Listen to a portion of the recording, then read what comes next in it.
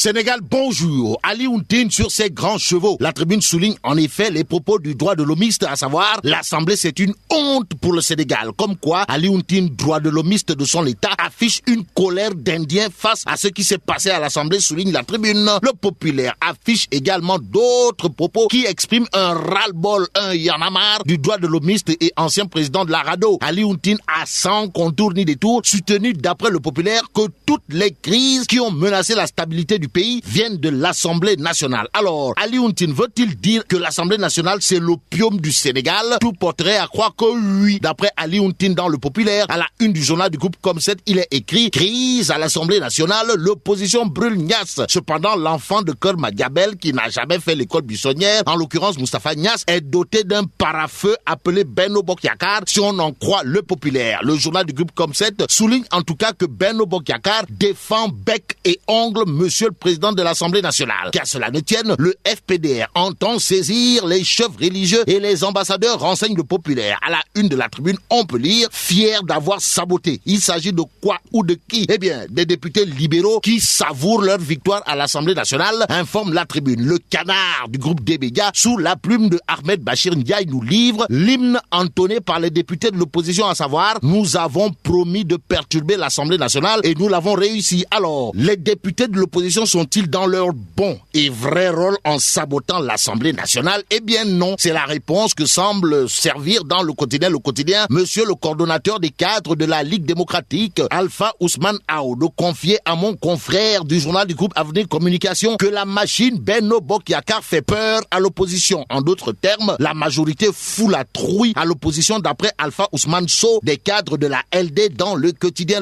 Du côté du Témoin quotidien, c'est Seydou Gueye, porte-parole du gouvernement, qui au sujet du 23 juin de l'opposition bande les muscles histoire de révéler son érection en bouclier de la République. En tout cas, le porte-parole du gouvernement, en l'occurrence Seydou Gueye, a d'après le Témoin soutenu que l'appel de l'opposition à un autre 23 juin c'est de la bravade, puisque le 23 juin 2011, il y avait un conflit de type démocratique. Conflit démocratique parce que le 23 juin 2011, le peuple sénégalais a dit non à une monarchie au Sénégal, dixit Seydou Gueye dans le Témoin quotidien. Quand même, l'observateur L'Obs tient compte de l'avis de la lionne du Baol, Aïda Mbodj, qui semble élever l'Assemblée nationale au rang d'institution gaga. Pourquoi? Eh bien parce qu'il y a du tout à l'Assemblée sauf des travaux de commission, d'après Aïda Mbodj dans l'observateur L'Obs. Le journal du groupe Futur Média, toujours au sujet de la crise à l'Assemblée nationale, indique que l'opposition boude les travaux pour laisser la majorité marinée dans le jus de l'incertitude. Mais ce qui est sûr et certain, d'après l'observateur L'Obs dans sa page index, les députés de Benno Bokk Yakaar restent droits dans leurs bottes. Dans un communiqué, Moustapha Diakhaté et ses collègues députés pensent qu'en vérité, le projet de l'opposition gravite autour de la surenchère honteuse d'une petite poignée de députés qui cherchent à salir l'Assemblée nationale, révèle l'observateur L'Obs à la une du quotidien. Le quotidien, il est question de la publication d'un livre intitulé Macky Sall contre vents et marées. Et là, c'est mon confrère Alioune Fall qui est si près, si loin des Faisal, révèle le quotidien. Le journal du groupe Avenir Communication, sur ce nouvel ouvrage consacré au cœur de lion de Marième Faye, renseigne que l'auteur, en l'occurrence Alioune Fall, raconte la tentative de liquidation de Macky par Wade. L'ami de Karim Wade, comprenez Bibo Bourgi d'après Libération, tire le diable par la queue ou tire la queue du diable, c'est comme vous voulez. La preuve, Libération nous informe ce matin qu'après ses appartements, l'État fait une saisie attribution sur son compte SGBS. Et même, la société Aviation Handling Service, comprenez AHS, intègre le patrimoine de l'État d'après Libération. Ainsi, le journal titre: Bibo Bourgi n'a plus rien. Tout sur l'affaire du marabout recherché pour trafic de passeports diplomatiques, avec la tribune qui nous apprend que Tierno Makital a été repéré à Mantes-la-Jolie. Le journal du groupe des médias à ce sujet révèle en effet que les plaintes contre Macky Muntaga Tall pour trafic de passeports diplomatiques pleuvent à la police. Et en attendant que le marabout qui a été repéré à Mantes-la-Jolie retourne au Sénégal pour répondre de ses actes, la tribune nous souffle que les personnes qui l'ont rencontré en territoire français révèlent que Tierno Makital y a pris ses aises, non sans prédire qu'il ne lui arrivera rien avec cette affaire, en attendant de savoir si oui ou non les marabouts sont des citoyens comme tout le monde, pour reprendre l'autre. Terminons avec l'observateur L'Obs qui titre Bombas à Anne-Plage. Il est question de 5 mineurs